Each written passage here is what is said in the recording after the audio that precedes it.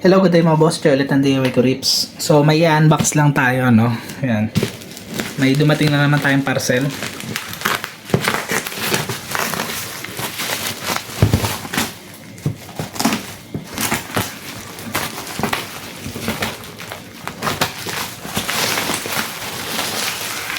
Ayan.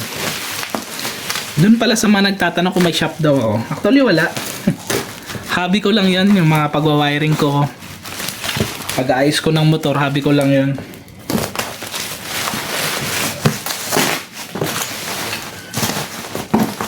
Kasi marami nakakapanood ng mga dati kong video, no? Yung nagagawa pa ako ng mga wiring diagram, nagwa-wiring pa ako ng motor. Yan, tinatanong nila kung mayroon daw akong shop, motor shop. Magpapagawa din. So wala pa akong motor shop. At saka kahit sideline hindi na rin talaga kaya ng oras. Kasi yung mga motor ko nga, sinisingit-singit ko lang din sa schedule.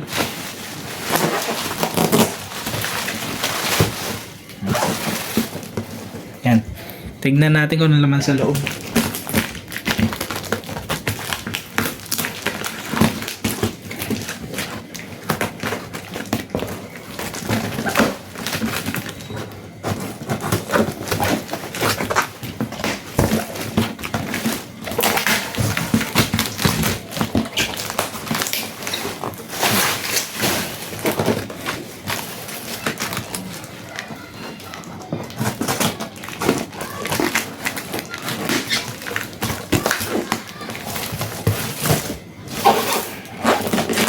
Medyo marami kasi itong in-order natin. Although, pero isang shop lang yun.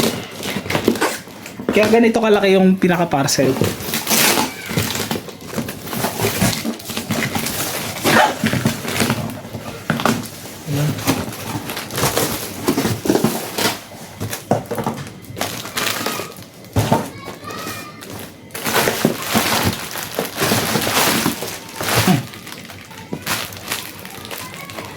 Tignan natin yung laman.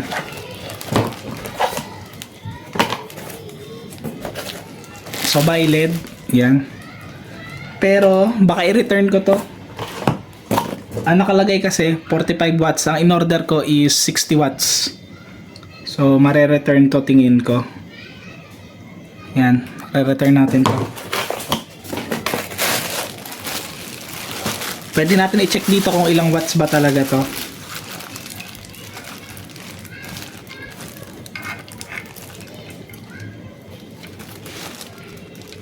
Walang indicator kung ilang watts.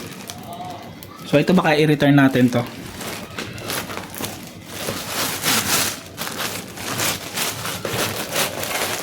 Yan.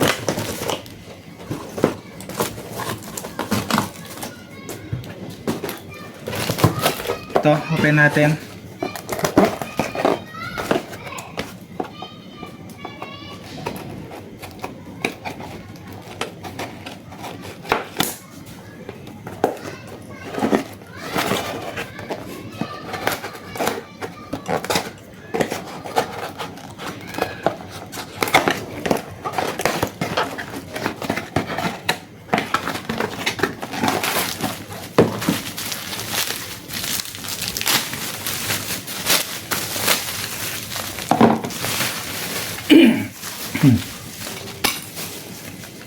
So ito, automatic na adjuster to para pwedeng iangat baba yung pinaka headlight. Yan.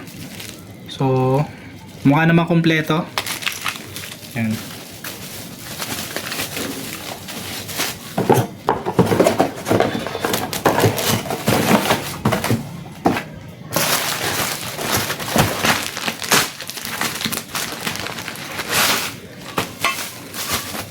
Ito yung bracket natin, headlight bracket. Para sa 2.5 inches ito, no. Pang Honda Click.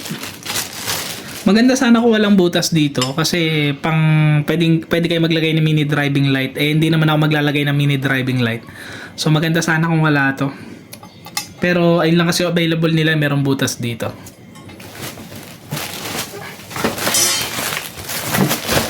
Ito, open din natin to.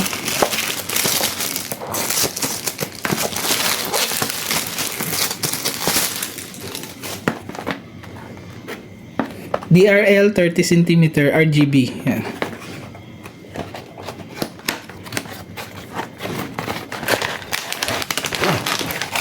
Yan. So, mukhang maganda naman. Yan, wala na laman. Pinakauli na to.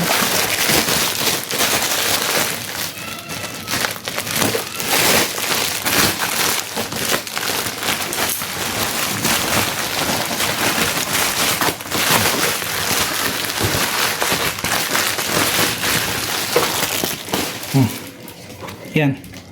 Retrofitted na assembly ng headlight pang Honda Click.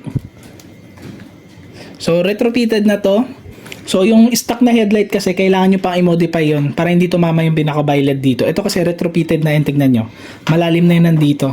Yan. So hindi natatama yung pinaka-violet dyan. So ito na lang muna, no? Most likely yung pinaka Iota na violet i-return natin kasi 45 watts ang nakalagay. 60 watts yung in-order natin. So abangan nyo na lang to, no? Pagka in-install ko na to dun sa Honda Click B2 natin. So ingat kayong lahat, ride safe, God bless.